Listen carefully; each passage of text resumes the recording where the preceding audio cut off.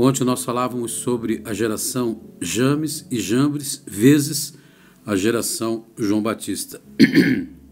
E falávamos a respeito dessa geração, né, que se opõe, geração Janes e Jambres, que são os dois magos, feiticeiros da época de Moisés, quando Moisés chega diante de Faraó, lança o seu cajado que se transforma numa serpente e depois vem os dois Janes e Jambres e faz a mesma coisa. A diferença é que a serpente de Moisés engoliu, né, as serpentes de Janes e Jambres. E ali, desde o início foi assim, né? É uma oposição, é Deus e o inimigo das nossas almas contra tudo que Deus faz, e senão ele quer imitar a Deus em tudo para poder ludibriar e enganar. E a gente falava ontem que essa geração Janes e Jambres, ela pode começar dentro de casa, através da educação familiar, quando os próprios pais permitem que as coisas aconteçam, porque não querem se incomodar. Hoje está muito mais fácil, né, do que antigamente, de deixar os seus filhos à vontade, fazendo o que eles bem querem, dando aos seus filhos o que eles bem escolherem. Hoje em dia não é mais o pai que escolhe, é os filhos, né, que vão tomando, dominando, se opondo, fazendo birra, como a gente diz. E como disse ontem alguém, puxa, pastor, é a pura realidade, né? A gente não presta atenção, e quando vê, o inimigo das nossas almas, ele já colocou os seus tentáculos, já colocou a sua maneira, o seu jeito de ser, e a gente nem percebe. E hoje nós vamos fazer esta mesclada, vamos falar um pouquinho sobre Janes e Jambres, mas antes eu gostaria de falar sobre João Batista, o significado dessa geração que a gente sempre diz, né, a geração João Batista, que veio preparar o caminho para Jesus. Hoje nós devemos estar dentro dessa geração, preparando o caminho para a volta, para o arrebatamento da igreja. Então Timóteo, no capítulo 5, versículo 8, né, diz assim, 1 Timóteo 5, 8, ora, se alguém não tem cuidado dos seus, e especialmente dos da sua própria casa, tem negado a fé e é pior do que o descrente. Marcos capítulo 1, versículo 3 diz assim, voz do que clama no deserto, preparai o caminho do Senhor, endireitai as suas veredas. Então, amados, eu gostaria de comentar a respeito desta maravilhosa graça de Deus sobre o seu povo numa época remota, numa época difícil, quando Deus precisa colocar o seu filho nessa terra. Para isso, ele envia o profeta João Batista, um homem de Deus, um grande homem de Deus, trazendo uma palavra muito dura, muito difícil, mas o caminho era um caminho também muito difícil. Era como se você hoje entrasse para pavimentar ou criar ou fazer um caminho lá no Amazonas, um lugar onde ninguém habitou, né? E a época em que João Batista apareceu era uma época do paganismo, uma época difícil, muito difícil. Você não faz ideia o quão difícil seria. Seria mais ou menos como você hoje ir lá para o Irã, para o Iraque, ou para a China comunista, preparar o caminho para que outros pastores fossem pregar o evangelho. Certamente seria morto, como quantos têm sido, né, tentando levar o evangelho. A geração do qual nós queremos falar, dentro desta mesclagem, né, foi uma geração de João Batista que preparou o caminho do Senhor, enfrentando tudo e todos, uma geração que procurou endireitar suas veredas até a chegada em carne.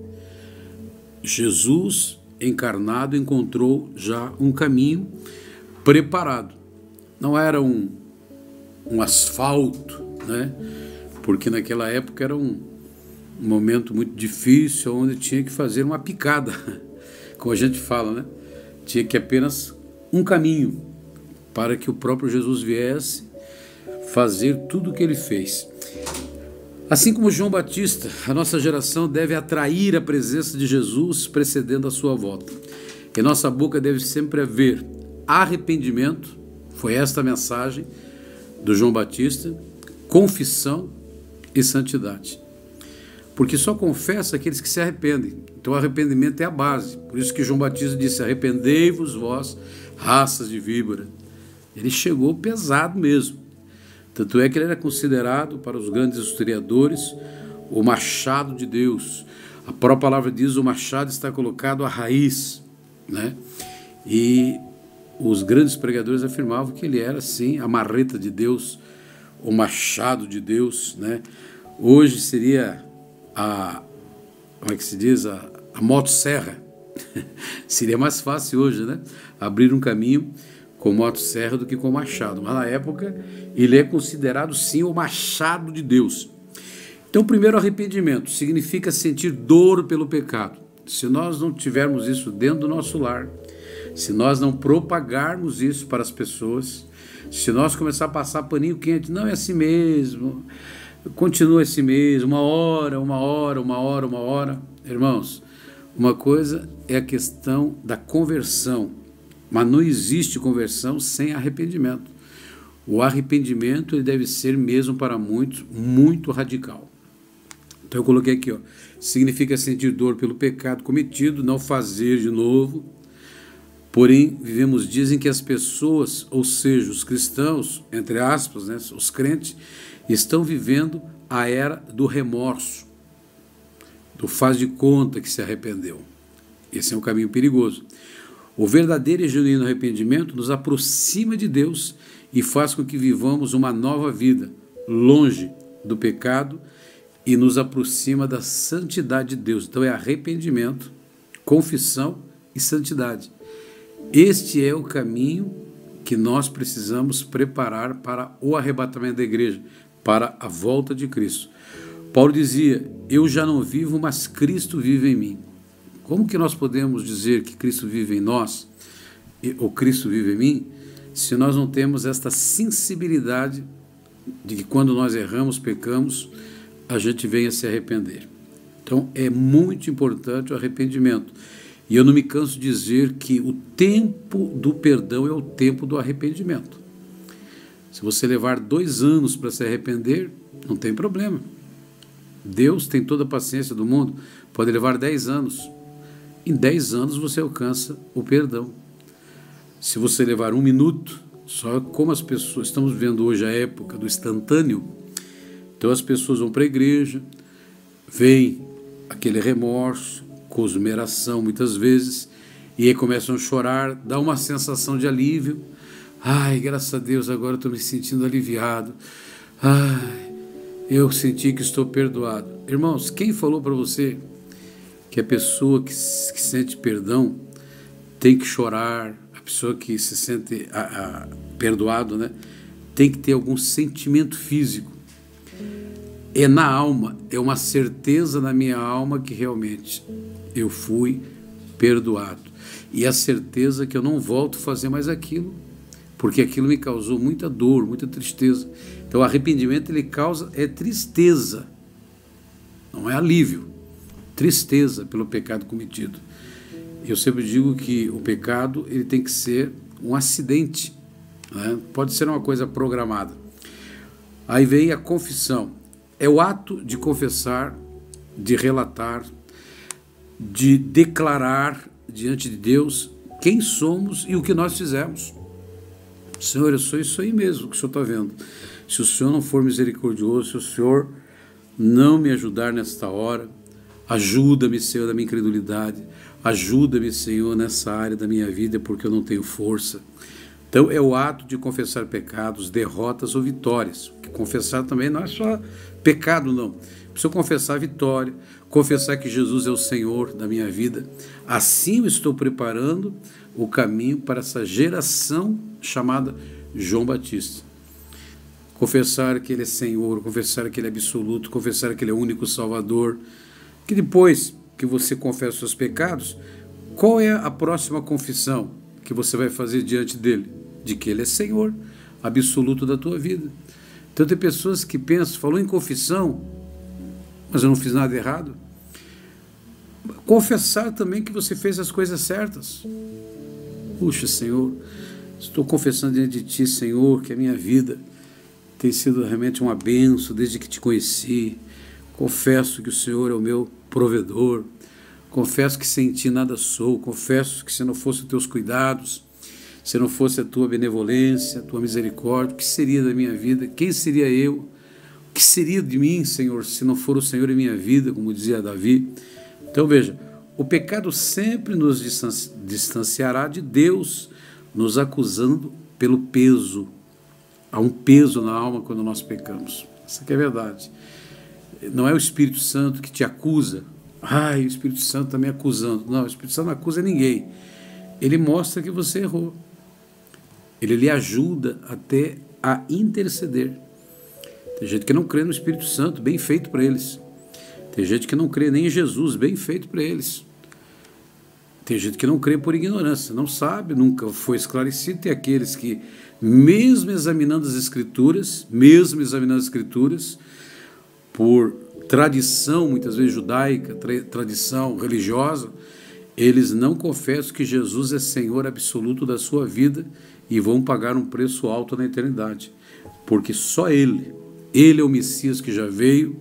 Não acredite que o outro Messias virá, não no qual você está gritando. Virá sim, a gente sabe quem é. É aquele que não convence, é aquele que destrói, né? Que é o anticristo. Então nós precisamos confessar e abandonar. Terceiro, então primeiro é arrependimento. Irmão, sem arrependimento não tem como você ter uma vida cristã, porque senão a vida é a mesma.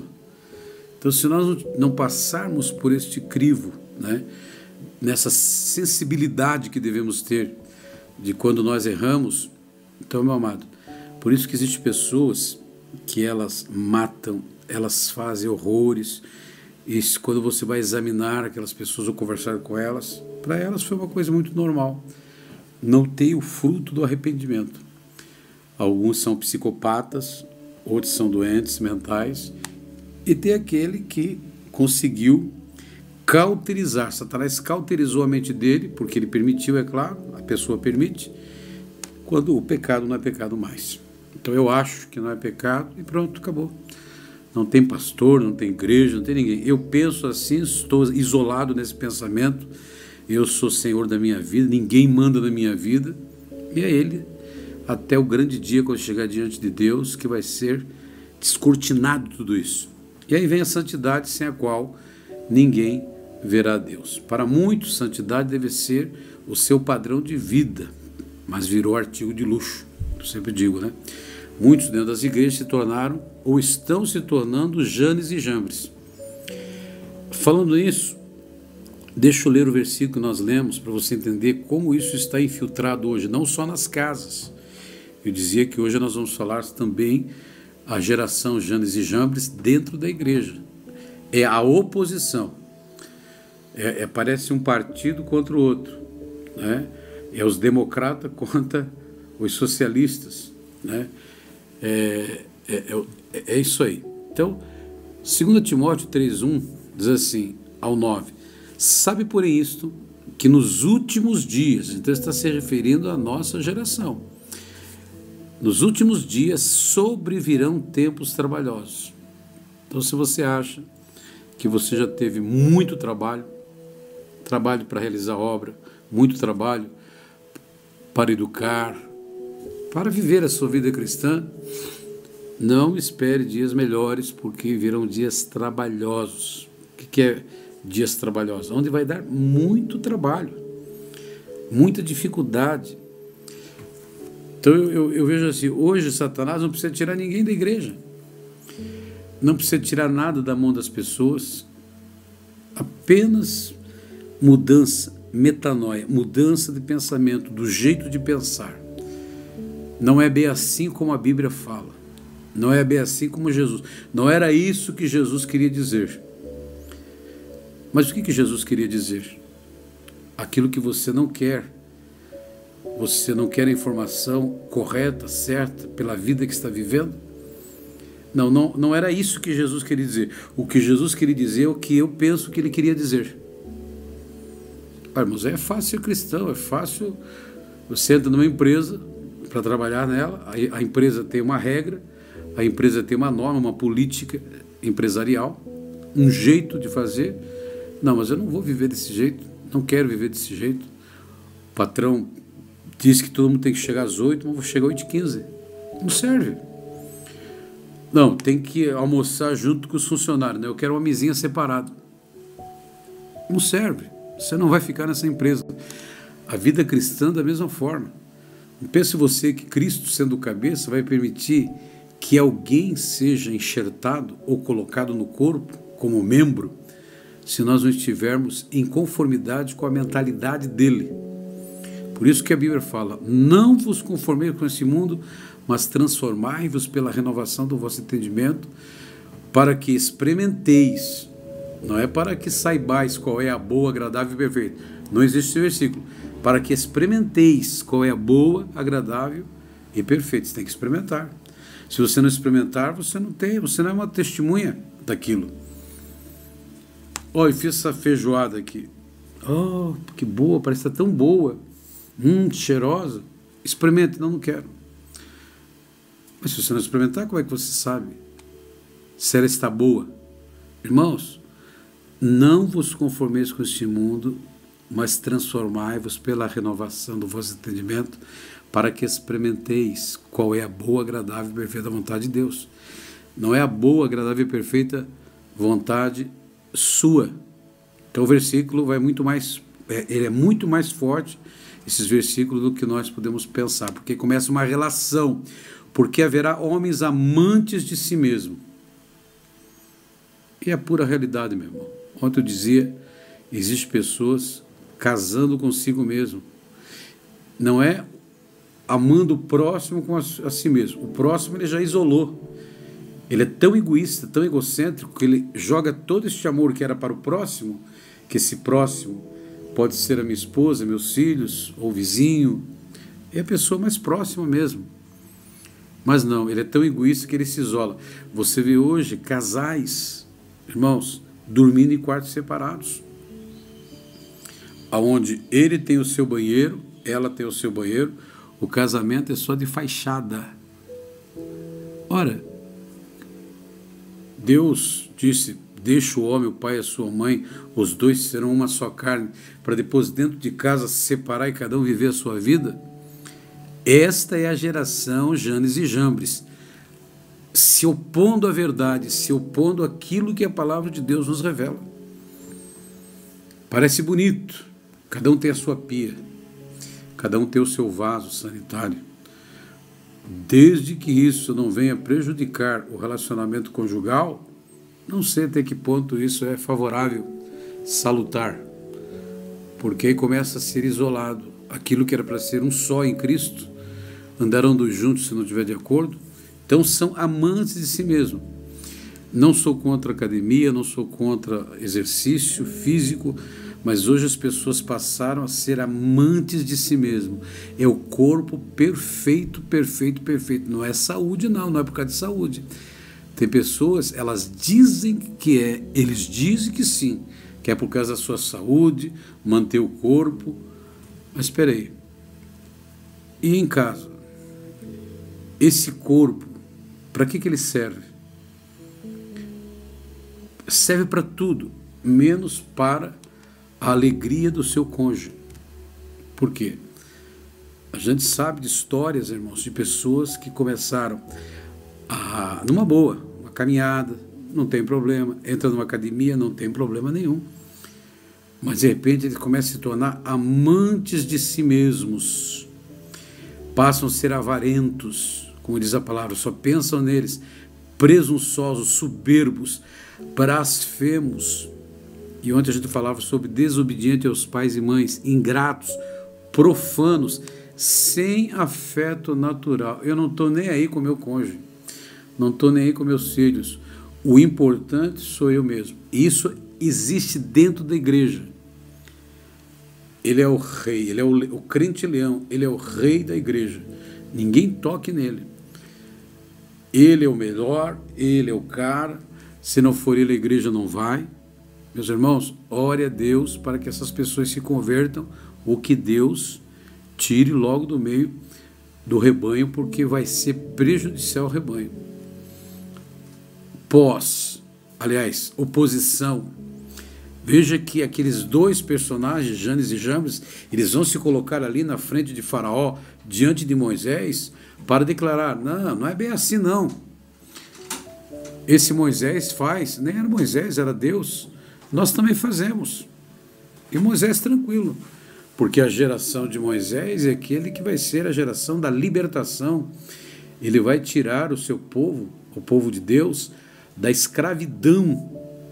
Só que hoje nós cantamos liberdade, nós dizemos que hoje eu sou livre, mas é livre mesmo?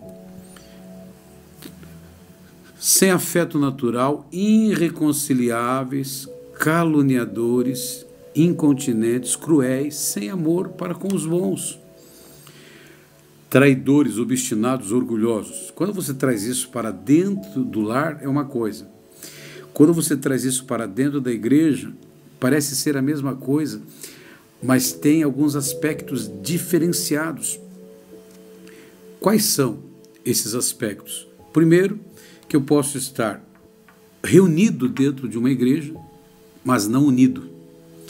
A minha família já é diferente, por fazer parte de sangue. É meu filho, é minha filha, é meu neto, é minha nora, ou noras ou netos, né? Então, às vezes, isso aqui, o inimigo das nossas almas, ele permite que seja um pouco diferente da própria igreja. Que a igreja ela é uma responsabilidade que você tem, muitas vezes, apenas de 1h30, 2 horas. No máximo no retiro, no máximo no evento da igreja. Acabou ali, você não vai mais nem conversar com a pessoa. Então, se tornam pessoas assim, sabe, sem afeto. Pessoas, muitas vezes, irreconciliáveis, porque guardam no coração aquela pessoa ou escolheram aquela pessoa dentro da igreja para ser seu inimigo por nada. Você não fui com a cara desse pastor, não fui com a cara do filho do pastor, não fui com a cara dessa irmã que está chegando aí, eu acho ela muito metida para o meu gosto, sabe, nem conhece a pessoa, mas é esse espírito de Janes e Jambres de se opor a tudo e todos. Então foi só pelo poder de Deus que Moisés teve aquela vitória, quando Deus permitiu que aquela serpente de Moisés foi lá e engoliu as outras duas, e aí eles ficaram assustados, desesperados. Moisés pegou Arão, saiu da presença, e aí começou o grande problema.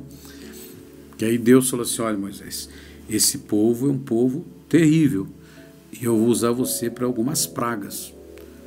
Aí começou, toque na água, transformou a água em sangue.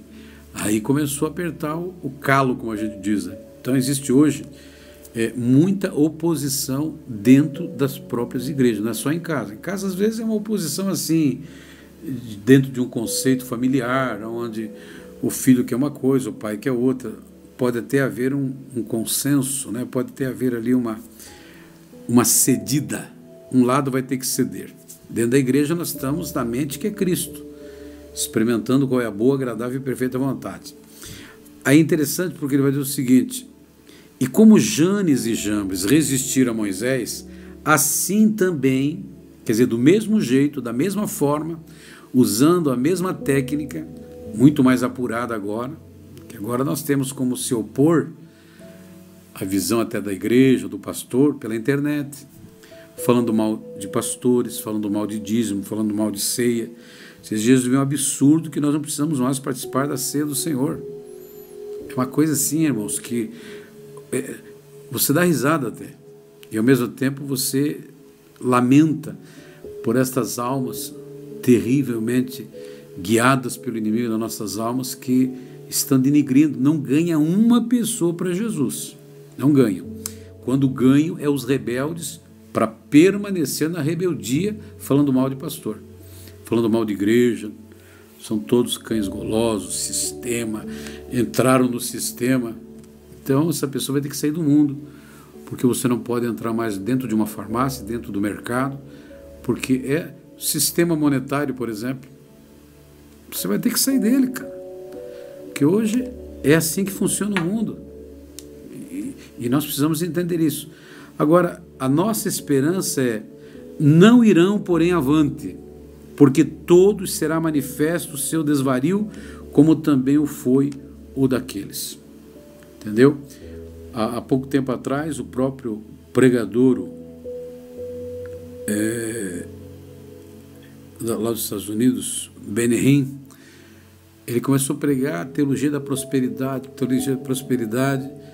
mas daqui a pouco ele começa a ver e entender, né, que quando a pessoa ela está até falando uma heresia, mas na sua ignorância, e tem o arrependimento, como a gente falou aqui da geração de João Batista, que ele se arrepende do que ele fez, ele se arrependeu e disse: olha, gente, eu fiz algo errado, não é bem assim, funcionou, por quê? Porque realmente ele acreditava de todo o coração que era aquela forma, que a pessoa tinha que ficar rico, que a pessoa não podia ser um favelado, não podia morar em casa alugada, que se Deus é todo poderoso, por que a pessoa fica doente, né?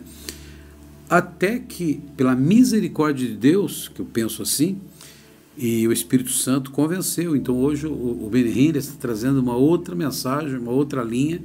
Você vê algumas reportagens, alguns vídeos, né, dele pedindo perdão mesmo por ter levado o povo daquele jeito, daquela forma. Aí eu penso, o que nós vamos fazer com esta geração? Até que ponto? Como que eu posso ajudar essa geração, meu Deus, com a minha vida, com o pouco de conhecimento que nós temos, com o pouco de tempo que ainda nos resta? Porque Malaquias capítulo 4, versículo 5, diz assim: eis que vos enviarei o profeta Elias. Nada de Elias já tinha morrido, mas é na mesma posição, no mesmo jeito, no mesmo espírito. Antes que venha o grande e terrível dia do Senhor, e ele converterá o coração dos pais aos filhos, e o coração dos filhos aos seus pais, para que eu não venha e fira a terra com maldição. Este versículo, alguns interpretam o seguinte: o Elias vai ser uma das testemunhas, né, das duas testemunhas. Um diz que é Elias, por causa desse versículo, e outro diz que é Moisés, porque o Senhor escondeu o corpo de Moisés. Não quero entrar em detalhes, mas aqui ele está falando: eis que enviarei o profeta. Tanto é que havia um conceito, havia um pensamento e um crer, que quando Jesus apareceu, Jesus fez uma pergunta: quem é que o povo diz que eu sou? Aí o próprio Pedro disse assim: olha, uns dizem que o senhor é Elias, outros dizem que o senhor é Moisés, mas tu, o que dizes que eu sou? Tu és o Filho de Deus. Aí o Senhor falou: bem-aventurado és tu, porque foi o Pai que te revelou isso. Então isso era dentro da seguinte aplicação, no mesmo espírito. Sabe quando você vê assim aquele filho que é parecido com o pai? Meu Deus, se já disseram assim: mas pastor Moacir, o senhor é igual ao pastor Miguel. Jeito de falar, jeito de pregar, jeito de sentar, a expressão facial. Quando eu olho para você, eu estou vendo o pastor Miguel na minha frente. Quer dizer, na mesma pegada, no mesmo estilo, no mesmo jeito.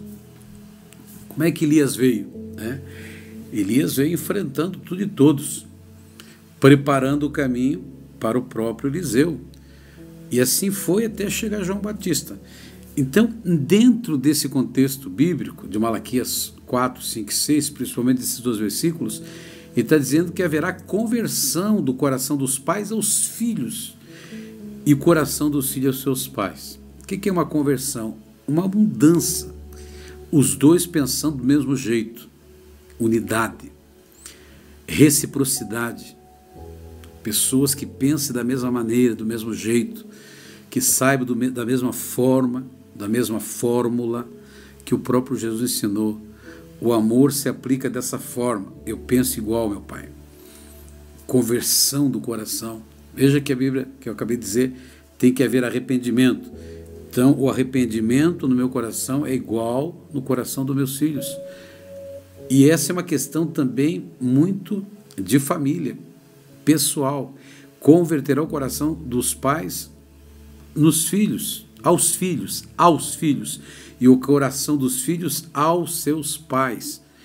Para quê? Para que eu não venha e fira a terra. Quando você vai para Provérbios, capítulo 29, versículo 15, 17 e 20, a vara e a repreensão dão sabedoria, mas a criança entregue a si envergonhe a sua mãe. Castiga o teu filho e te dará descanso, e dará delícias à tua alma. Ó filho sábio, alegra o teu pai, mas o homem insensato despreza a sua mãe. A mensagem que nós pregávamos ontem. Tem que ensinar, corrigir, castigar e açoitar. É bem verdade, até esqueci de falar ontem, que existem filhos que você ensinou. Não precisa nem corrigir. Se não precisa corrigir, precisa castigar? Claro que não. Se aprendeu, não precisa corrigir, não precisa castigar, não precisa açoitar. Agora, existem áreas na nossa vida que o próprio Deus, ele vai dizer que ele vai castigar a todos que ama. Não é que todos precisam de castigo, mas aqueles que há necessidade de castigar, de açoitar, eis que eu açoito, melhor dizendo, açoito a todos a quem eu amo. Então não quer dizer que Deus ama todo mundo e porque ele ama ele vai açoitar e vai castigar e vai açoitar todo mundo. Não. O que há necessidade. Tem uns que não há necessidade. Ele tem uma sensibilidade de se arrepender tão fácil que ele alcança. Claro que a consequência do pecado Deus não tirará jamais. Provérbios 19:13. O filho insensato é uma desgraça para o pai. Um gotejar contínuo às contendas da mulher. Veja que aqui está envolvendo a família. E Provérbios 23:14. Tu a fustigarás com a vara e livrarás a sua alma do inferno. Olha a vara, filho. Não, pai, não vou fazer, não. Então, às vezes, assim, nós temos que nos tratar com Deus dessa forma. Agora, veja, assim como Elias, João Batista, dedicou a sua vida a chamar as pessoas de volta para Deus, esse deve ser nosso papel, a nossa missão. Devemos dedicar a nossa vida e chamar as pessoas ao arrependimento. Irmão, se posicione. Eu sempre digo às pessoas, se posicione. Em outras palavras, se arrependa do que você está fazendo, porque do contrário você vai estar vivendo uma outra geração. Se não houver arrependimento, então está com certeza na geração Janes e Jambres, né? Do qual é um espírito. Tanta verdade que o próprio apóstolo Paulo, quando escreve a Timóteo, está fazendo e dando essa recomendação. Olha esses homens, vai chegar um momento, no final dos tempos, que vai ter muito trabalho, porque eles agem assim, são desobedientes, são amantes de si mesmos, são desobedientes, detratores, são pessoas que não têm nenhum escrúpulo. Se lembra de Janes e Jambres que, olha, agora eles vão ser derrubados. Esse espírito vai cair. Por quê? Porque diante do Espírito de Deus, irmãos, não tem como permanecer. Diante de uma casa de oração, diante de um lar, onde os pais estão se posicionando, orando, buscando a Deus, pode até tentar, mas não vai conseguir.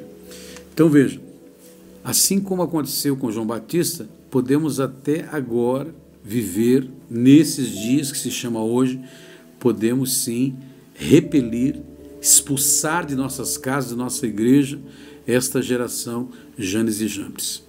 Iremos sim endireitar as veredas, preparar o caminho do Senhor até que a igreja seja arrebatada. Esse é o propósito desta geração, que ainda existe, graças a Deus, aí, um grupo de pessoas, ou algumas milhares de pessoas neste Paraná, que estão servindo a Deus em espírito e em verdade. Deus nos chamou para fazermos a diferença, ou seja, sermos diferentes, sermos como João Batista, falar a verdade. Então hoje você vê assim, pessoas não querendo incomodar muito. Eu não vou falar sobre isso, porque se eu falar sobre isso na igreja eu vou perder as pessoas. Irmãos, se nós agirmos assim, nós vamos colocar o nosso ministério no lixo. Não fale nesse assunto, esse assunto é difícil, não vão entender. Sabe por que estão falando isso? Porque eles mesmos não entenderam. Eles mesmos não querem que esta palavra seja aplicada. Se fala de homossexualidade, fala sobre um monte de coisas, né, que pessoas dizem assim, por que estão falando, tocando nesse assunto? Irmão, se deixar, você não prega assunto nenhum na igreja. Tá que nem aquele pregador que o pastor chamou e disse assim, olha, não fale nada aí na igreja, você vai fazer a campanha, Não fale nada sobre bebida, porque tem alguns aí que ainda são viciados em bebidas. Não fale nada sobre vícios de cigarro, essas coisas, tem alguns ainda que fumam escondido. Não fale nada sobre adultério, porque tem uns irmãos aí que estão ainda se recuperando dessa área. Não fale sobre isso, não fale sobre agiota, não fale sobre... Dê uma relação para o pastor. Aí o missionário falou assim, mas pastor, o que eu vou pregar então? Ele falou assim, olha, pregue contra judeu, não tem nenhum aí. Se nós deixarmos, parece até engraçado, mas se nós deixarmos, irmãos, você vai pregar o quê? Não, pregue a palavra. Isso é muito relativo. Tem que pregar a Bíblia. Mas se nós pregar a Bíblia, irmãos, se for para pregar a palavra de Deus como ela é, meu irmão, não, então você não vai ficar na igreja. Então o senhor não prega a palavra como ela é. Se aquilo que Deus tem colocado no meu coração, eu tenho pregado como ela é. E procurado viver aquilo que eu prego. Então a oposição de Janes e Jambres consistia simplesmente em imitir, até onde lhe foi possível, tudo aquilo que ele fazia. Se Moisés fazia milagres para tirar o povo do Egito, eles podiam fazer milagres para obrigar aquele povo a ficar. Em outras palavras, Moisés está mentindo. Ele está dizendo que Deus falou com ele, que ele é todo poderoso, e que Deus está com ele. Aí Moisés está mentindo. Deus falou para Moisés, joga a vara no chão, ele jogou, transformou. Isso aí, você não prova nada. Chamou lá os magos, os feiticeiros do faraó. Olha o que o Moisés fez. Isso aí nós tiramos de letra. Então vai ver que existe hoje essa oposição, igreja contra igreja, sabe? Não, porque sai dessa igreja, essa igreja faz isso, essa igreja deixa de fazer isso. Irmãos, esta geração, Janes e Jambres, ela é tão forte nos dias de hoje que elas tentam imitar muito bem o verdadeiro milagre, como diz as Escrituras. Você vê naquela igreja está acontecendo milagres. Pessoa, você fica impressionado. Mas quando você vê a vida dessas pessoas nos bastidores, como pode Deus operar um milagre se esses instrumentos de milagre não estão vivendo o arrependimento, não estão vivendo a confissão e não estão vivendo a santidade? Então, espera aí, não é a mesma fonte. Porque Deus, ele não muda, ele é o mesmo. 2 Timóteo 3,5 diz assim, tem apenas a aparência de piedade e negam a eficácia dela. As pessoas nessas condições podem fazer as mesmas coisas, adaptar os mesmos costumes, o mesmo ritual, empregar a mesma linguagem, professar as mesmas opiniões dos outros. Se o cristão verdadeiro, constrangido pelo amor de Cristo, dá de comer aos que têm fome, dá vestuário aos que estão sem roupa, visita os enfermos, espalha literaturas, contribui para a divulgação do Evangelho, faz oração, canta hinos espirituais, prega o Evangelho, o formalismo pode fazer as mesmas coisas. Mesma coisa. O que Moisés fez, agora qual que é a diferença? A diferença é que a verdade em Cristo Jesus se sobressai. Não negamos a eficácia do Senhor Jesus. Mas a maioria estão negando a eficácia de Satanás. Não, vocês veem diabo em tudo. Eu não gosto dessa igreja evangélica, desses pastores, porque tudo está errado. Não pode isso, não pode aquilo. Mas examine as Escrituras, vá para a palavra de Deus. Agora interprete a palavra de Deus como ela é. Porque a palavra de Deus ali, se você ler, você pode ter 1000 mulheres. Se você examinar a Escritura, você pode matar pessoas. Tudo no seu ponto de vista. Você pode consultar os mortos. Tudo no teu ponto de vista. Porque na verdade não é isso que a palavra de Deus está dizendo. Quando alguns não podiam esconder mais a questão de homossexualismo, o que eles fizeram? Arrancaram as folhas da Bíblia. Agora eu sempre digo, se vocês querem viver por este livro, pela palavra de Deus, vocês têm que deixar as práticas que a própria palavra proíbe. Do contrário, é a própria palavra que vai lhe julgar. Mas não é o julgamento tirado as folhas que alguns tiraram, criar a sua própria Bíblia. Hoje tem Bíblia de tudo que é jeito, irmãos. Tem a Bíblia dos Adventistas, tem a Bíblia de tantas organizações aí, entendeu? Tem a Bíblia do Atlético. Olha, Bíblia é um conjunto de livros, muito relativo. Agora, hoje as pessoas pegaram as Sagradas Escrituras e começaram a mudar os textos, mudar a maneira, o posicionamento. Você vai para Apocalipse, por exemplo, você vê a eficácia, né, de alguns para defender a sua tese, a sua religiosidade, a sua clã, a sua igreja. Então, no lugar onde e esses venceram pelo sangue do Cordeiro, já está lá, e esses venceram porque guardaram os mandamentos. E é dentro de uma sutileza. O inimigo não precisa mais, irmãos, colocar as pessoas na arena, não precisa mais tocar fogo nelas. Em alguns países ainda usam esse método, porque lá a ignorância é tão grande, tão grande, tão grande, tão grande, entendeu? Mas hoje não, hoje você... A palavra de Deus, até ontem o Marcelo falou sobre isso, estava conversando sobre isso, né? E ele dizendo que, opa, e como é que está hoje, né? Veja, hoje não precisa mais tirar ninguém da igreja, hoje é só arrancar o conhecimento. E é verdade. O meu povo padece por falta de conhecimento. Agora, esta falta de conhecimento é porque não aprendeu ainda ou porque foi tirado o conhecimento do coração dessas pessoas? Porque o apóstolo Paulo vai dizer o seguinte, ele vai dizer assim, olha, eu sinto muito porque parece que eu não ensinei vocês a nada. Parece que tudo aquilo que eu procurei ensinar vocês não adiantou de nada. Será que eu vou ter que, de volta, de novo, pegar vocês como um bebezinho, dar o leitinho racional? Vocês não crescem. E aí você pega uma igreja que nem agora, que nós pegamos ali com 30 anos de igreja, você vai ver algumas pessoas que estão aprendendo o beabá do Evangelho. Quer dizer, 30 anos ali não aprenderam quase nada. Mas por quê? Porque não foi ensinado? Claro que foi. É o que nós estamos ensinando hoje, a mesma coisa. A palavra de Deus, ela é imutável. Às vezes a colocação é de um jeito, a maneira de falar a respeito do cego de Jericó ou de outros assuntos da Bíblia é um pouco diferenciado, mas a essência é a mesma. Então, o quanto antes compreendermos essas verdades sobre essas duas gerações, Janes e Jambres e João Batista, nós seremos vitoriosos. 2 Timóteo 3, 1 ao 9, sabe, porém, que nos últimos dias... Então, irmãos, nós estamos na geração dos últimos dias. Quão importante é recordar que, como Janes e Jambres resistiram a Moisés, assim também esses amantes de si mesmo do mundo e dos prazeres resiste à verdade. Por quê? Hoje o que o povo ama, o povo quer? Entretenimento.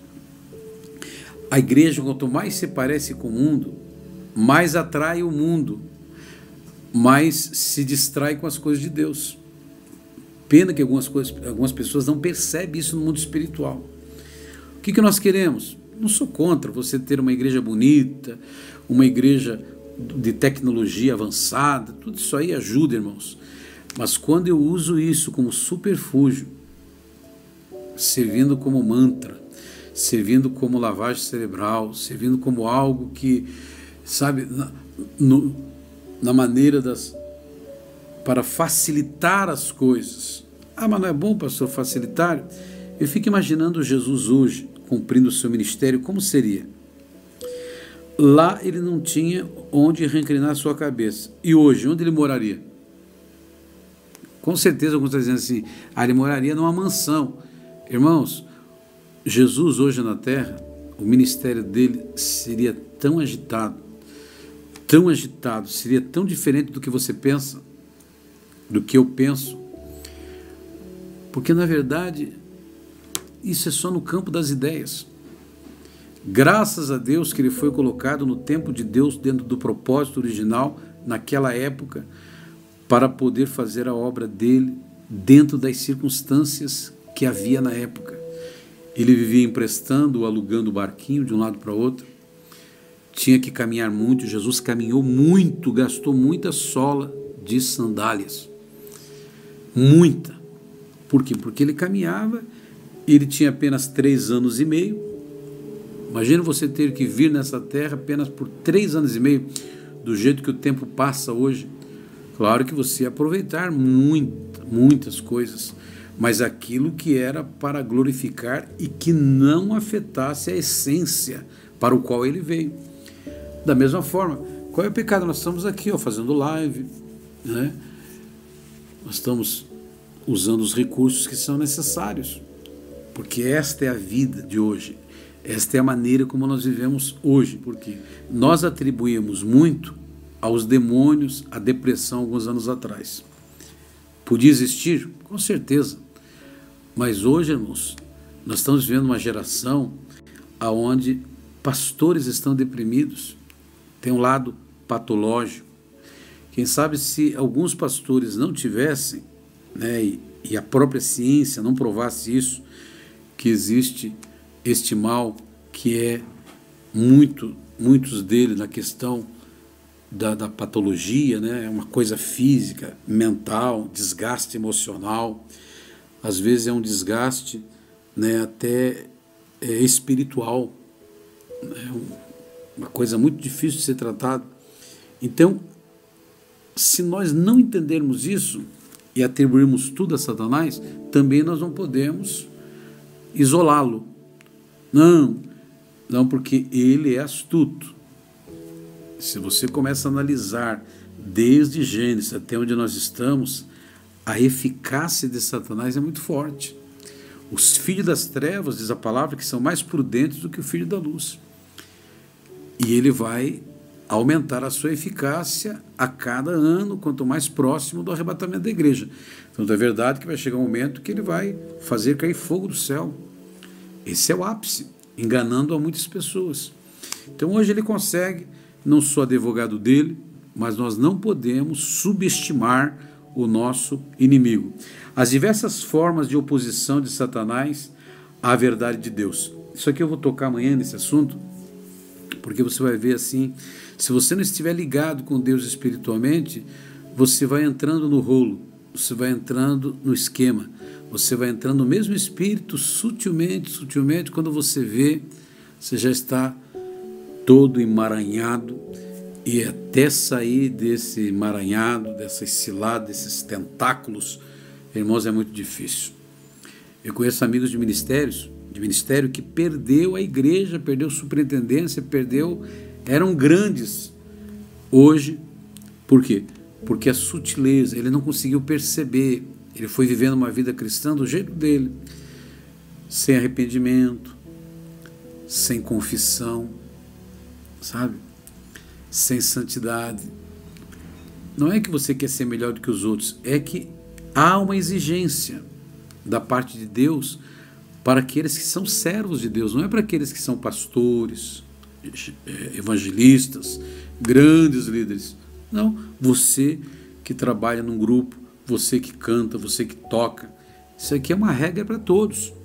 Ou você embarca na geração Janes e Jambres, viver dessa imitação, desse truque.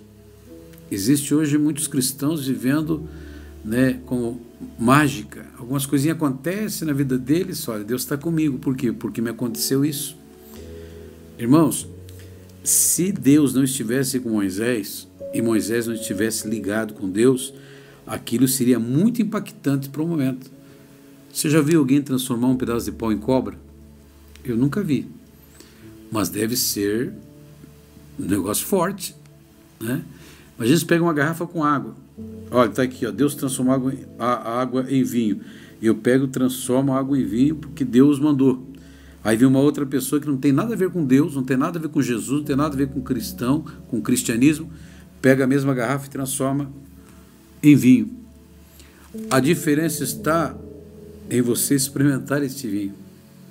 Ou quem sabe, no sentido, não sei como é que funcionaria aqui, mas no sentido de Moisés, a serpente de Moisés foi, engoliu as duas serpentes. E ali então, eles não puderam fazer mais nada. Porque eles podiam transformar mais 1000 varas em serpentes, que a serpente de Moisés ia ali e devorava todas elas. Porque é o poder de Deus contra. Para quem não sabe, ele embarca direitinho nessa canoinha, ou nesse barco, ou nesse iate da geração Janes e Jambres, que é mais fácil, é mais rápido, né? é a eficácia, é o jeito mais provável, né, das facilidades. Imagine uma pessoa que tem 3 empregos para escolher. Hoje as portas são fechadas, dificilmente você está escolhendo, mas vai chegar um momento que você vai ter que escolher. E às vezes a sua escolha é a escolha Janes e Jambres. Eu vou estar falando mais sobre isso amanhã, porque amanhã nós vamos ver os métodos que têm sido sempre os mesmos em se opor, oposição mesmo às coisas de Deus. Hoje você vê assim em várias igrejas que o pastor não tem decisão própria. Ele é comandado pelo conselho, ele é comandado pelos crentes, ou ele é comandado pela família. Existe isso, irmãos. O pastor querendo fazer uma campanha, às vezes, a oposição, não vai dar certo. Mas não vai dar certo por quê? Não vai dar certo porque se fizer isso, a família tal. Meu Deus, então nós estamos ali para servir a Deus, o propósito de Deus, ou esse tipo de família, né? Me lembro ali quando chegamos no Rebouças ali, era uma igreja muito pequenininha, nós precisando muito, né, encher a igreja, uma igreja que cabia 60, 70 pessoas, talvez 80 no máximo, muito apertadinho. E aí de repente eu chego lá um dia, estava pintando a igreja, eu chego lá, estava uma madame, ela tinha a chave da igreja, com o seu motorista particular, ele ia lá, abria a porta da igreja, e ela entrava lá, não participava de culto nenhum, mas ela queria ir lá orar na igreja. Sexta-feira pela manhã estava ela lá, eu cheguei lá, estava lá a mulher. Eu falei, como é que a senhora entrou aqui? Porque eu tenho a chave da igreja. Antes do Senhor chegar aqui, eu já estava aqui, sou dessa igreja há muitos anos, você me dá a chave da igreja. Pedi a chave da igreja para ela. Aí ela chamou lá o motorista, estava dentro do carro. Por favor, passe a chave da igreja para o dono da igreja.